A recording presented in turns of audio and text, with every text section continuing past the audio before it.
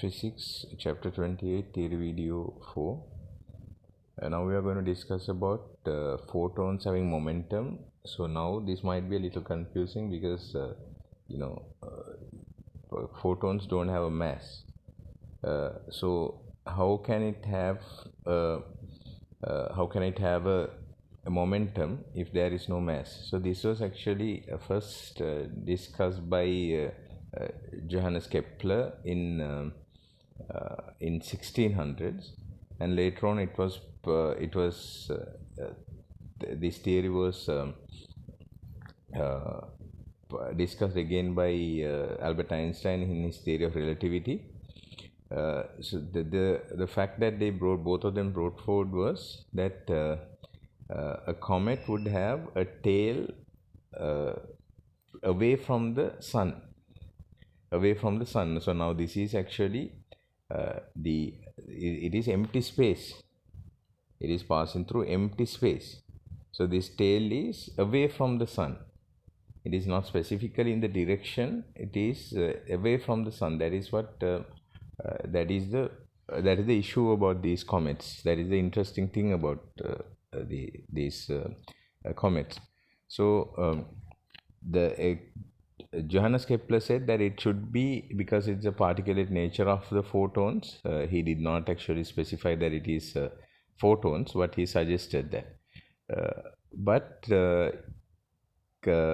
Einstein suggested that it showed that photon in a vacuum has momentum even though it has no mass. There is a continuous bombardment of photons carrying energy coming from the sunlight. So that energy is what creates this momentum, and as a result there would be a pressure acting on colliding photons. So a satellite that is around the Earth's orbit would have a pressure of about 9 micronanometers per micronewtons per meter squared from sunlight. So that is a very, very small pressure, but there is a pressure nevertheless. So we have to take that into account. So he suggested that the momentum P of a photon is related to its energy, nothing else, its energy. So the momentum of a photon is calculated by momentum P equals E upon C, the energy content divided by the speed of light. So energy of a photon is hf or hc upon lambda. So then using those two equations we are able to estimate the pressure created by these photons on a metal plate. So let's look at this worked example. A 2 millivolts laser beam is incident normally on a fixed metal plate. The cross-sectional area of the beam is 4 into 10 to the power minus 6 meters squared. The light from the laser has a frequency of 4.7 into 10 to the power 14 hertz. So they have given the cross-sectional area has been given, then the frequency of the laser has also been given. So then they are asking us to calculate the momentum of the photon and the pressure exerted by the laser on the metal plate. So we have to, they have said that we can assume that all photons are absorbed by the plate. So what we do is, we take the momentum of each photon, that is EC, P equals E upon HC. So HF upon C is the equation that we need to use because H and F has been given. H is 6.63 into 10 to the power minus 34. You know that. Then frequency is 4.7 into 10 to the power 14 divided by 3 into 10 to the power 8. As a result, we get 1.04 into 10 to the power 10 to the power negative 27 Newton seconds. So then it can be the Newton seconds can also be written as kilogram meters per second also. So that is also something that you must remember. Now we know how many the momentum of each photon is known. Then number of photons per second should be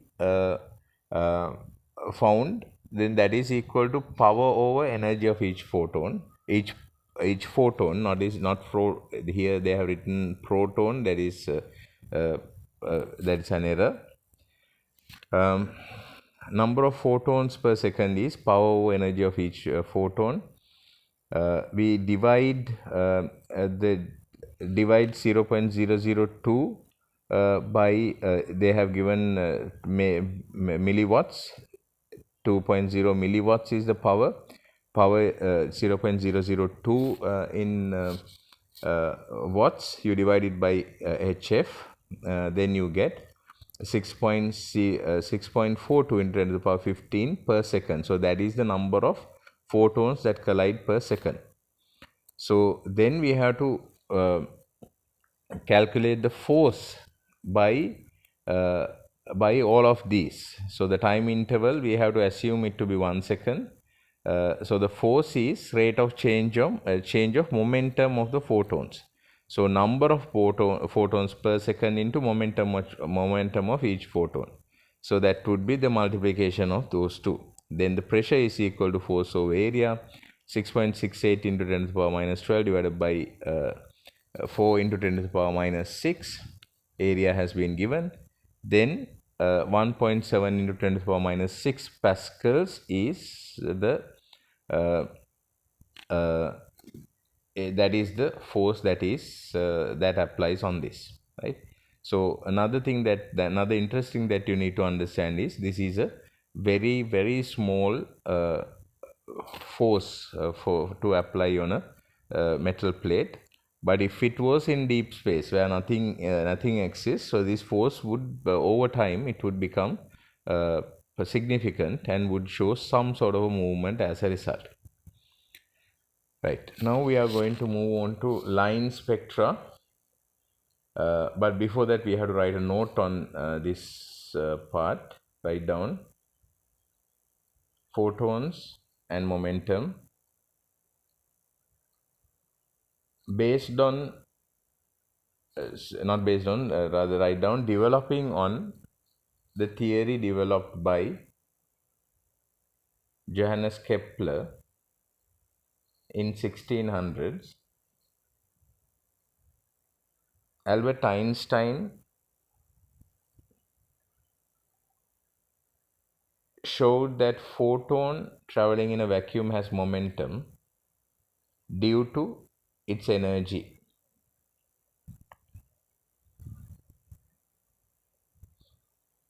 The momentum P of a photon is related to its energy E by the equation underneath that, right? P equals capital E upon C.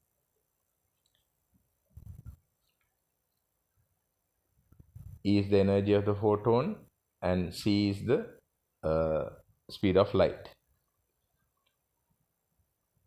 E of a photon is hf or hc upon lambda. I hope it makes sense. We will discuss the next topic in the next video.